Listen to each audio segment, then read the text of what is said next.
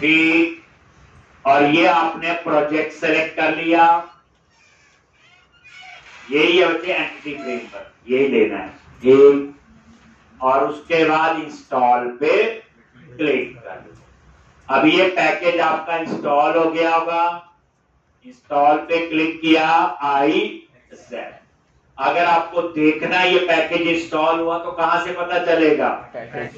बोलो package.conf, और ये देखो यहाँ पे ये पैकेज भी इंस्टॉल हो प्लेयर है। सेकंड स्टेप है वेब कॉन्फ़िग में क्या लिखेंगे? Connection string. Logic web config में आ जाओ ठीक, और यहाँ पे आपने क्या लिखना है?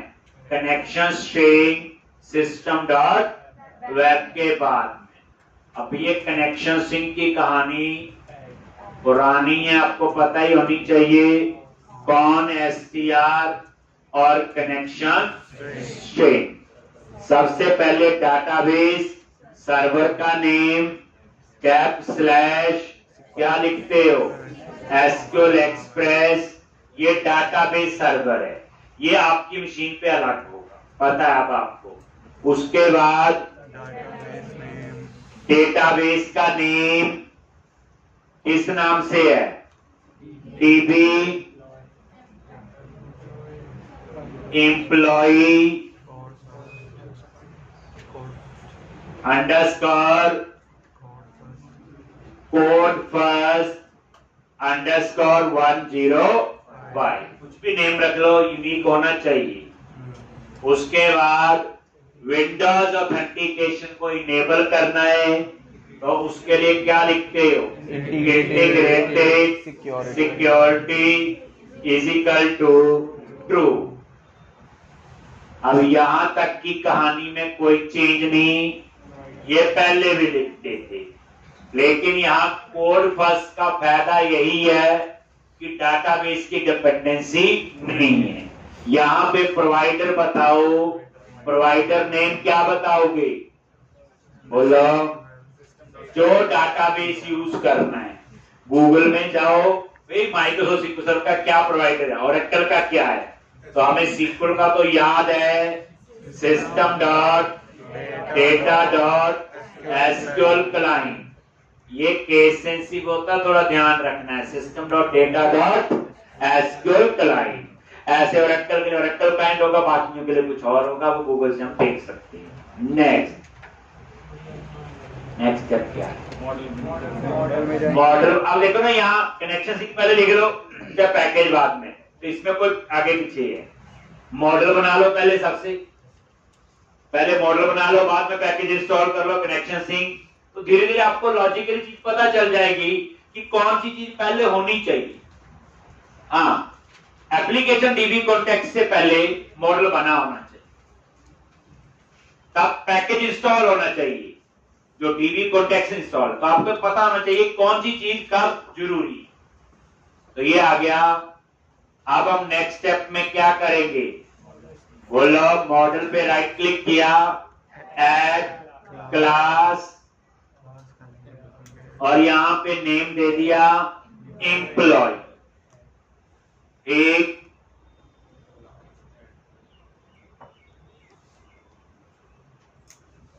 अभी करवाया था लॉज एम्प्लॉय डॉट, अब हम एक ही बनाएंगे, अभी एक ही यूज करना है। क्या करोगे? प्रॉप, देख लो पहली बार वो चीज मुश्किल लगती, अब आपको easy. Logs ID prop string name employ ID, ID primary key होगा और ऑटो इंक्रीमेंट होगा।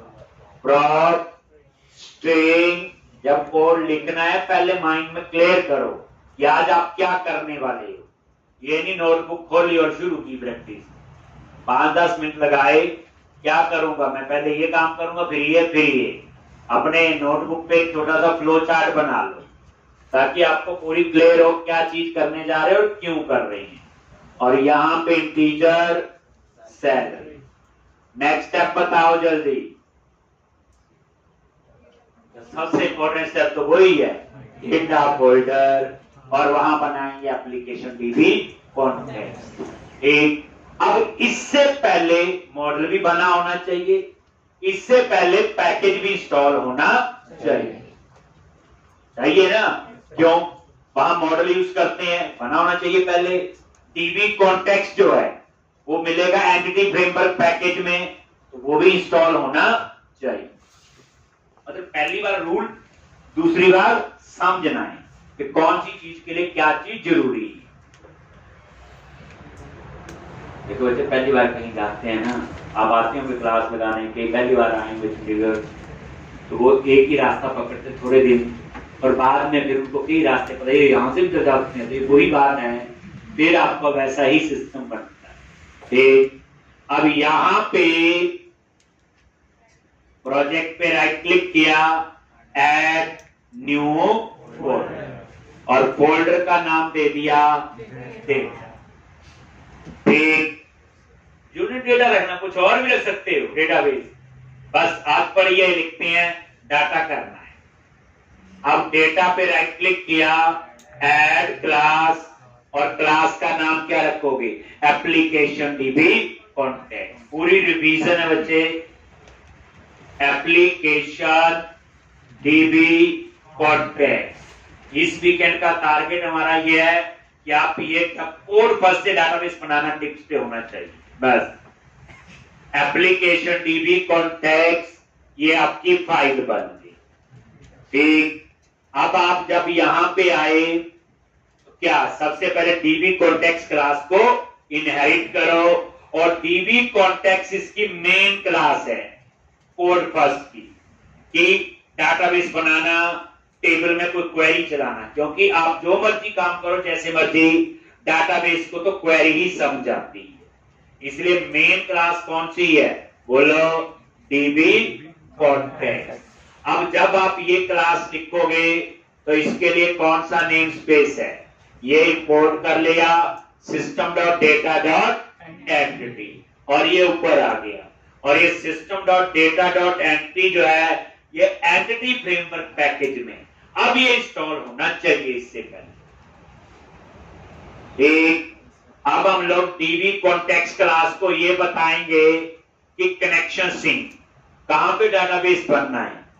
क्या लिखा था? बोलो, कंस्ट्रक्टर के लिए CTOR, ये कंस्ट्रक्टर मतलब कहना है, खुद लिख लो, ये कोड स्निप्स है, ये देखो लिखा होता बच्चे आगे, कोड स्निप शॉर्टकट, ये देखो बन गया constructor, same name class name, और यहां ये बेस क्लास, और उसको हमने पास कर दिया बेस क्लास को कनेक्शन स्ट्रिंग।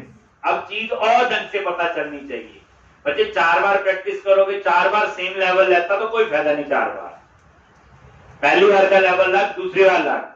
अब इसमें मैंने क्या किया? बेस क्लास के कंस्ट्रक्टर को कनेक्शन से पास कर दिया। बेस पे F12 प्रेस करो, वो डीबी कॉन्टेक्स्ट क्लास के कंस्ट्रक्टर पे जाता है। देखो कितना अच्छा, यानी इसमें लड़ना नहीं, मुझे नहीं समझ आया। F12 प्रेस करते रहो, ठीक, यानी जब तक बच्चे कोर्स खत्म होगा और जिसको F12 की रिप्लेस करनी पड़ गई उसकी प्रैक्टिस अच्छी। हर चीज पे F12 देखो, आपको पूरा पता चले, कोई ऐसा ना कंफ्यूजन वाली बात नहीं होगी। ठीक, अब उसके बाद यहाँ पे जो डाटाबेस में टेबल बनेगा तो क्या लिखोगे? डीबी सेट, और कौन सा मॉडल है? एम्प्लॉय। अब एम्प्लॉय तो अभी आया नहीं, तो क्या करोगे?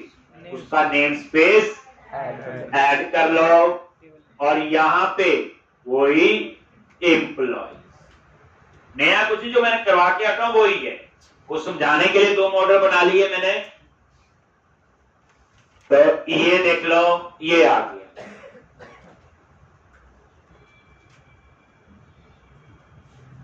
नेक्स्ट स्टेप क्या बताओ?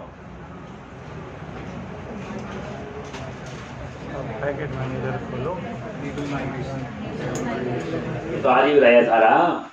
Packet manager. नेक्स्ट है इनेबल हाइफन माइग्रेशन, उसके बाद ऐड हाइफन माइग्रेशन, और उसके बाद अपडेट डाटा बन जाएगा। बस इतना ही करना था।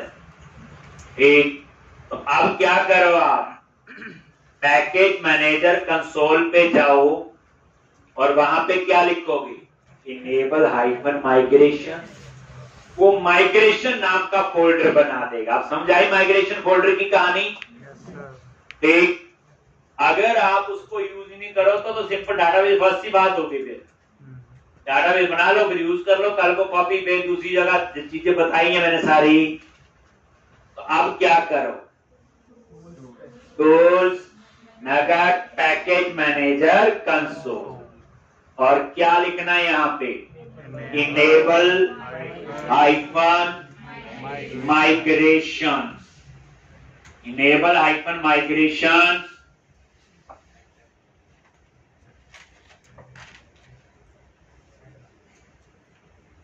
और यहां पे ये माइग्रेशन नाम से एक फोल्डर बन जाएगा।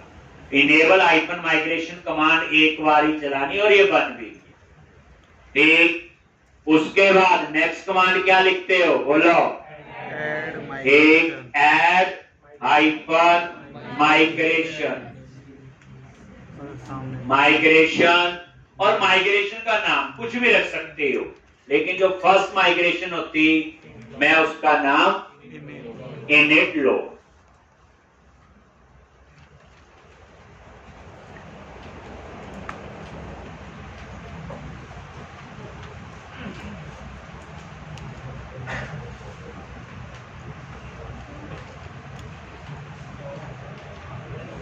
एक, और ये देखो ये आ गया init load, public partial class init load, create table, table का नेम और वही से आईडी, नेम, एड्रेस, सैलरी, और आईडी को क्या बना दिया इन्होंने, प्राइमरी। बस, और लास्ट कमांड क्या चलाओगे, update hyper database. Last command है आपकी अपडेट हाइपर डेटा, और ये डाटाबेस भी बन जाएगा और उसमें एक टेबल भी बनेगा। क्या लिखोगे, टूल्स वही पैकेज मैनेजर कंसोल, और क्या लिखोगे यहाँ पे, अपडेट हाइपर डेटाबेस, और ये आपका डेटाबेस बन जाएगा। ये मैंने कोड फर्स्ट से एक बार फिर आपको करवा। अब डेटाबेस बना है कि नहीं, सर्वर एक्सप्लोरर में जाके वेरीफाई कर लो, फिर उसके बाद इसको यूज करना है किसी में, जो सबसे इंपॉर्टेंट है। लो, सर्वर एक्सप्लोरर पे गए, वही सेम तरीका, और यहां पे ये देखो एक्सपैंड, और ये टेबल पे गए, एक ही टेबल होगा, एम्प्लॉय नाम।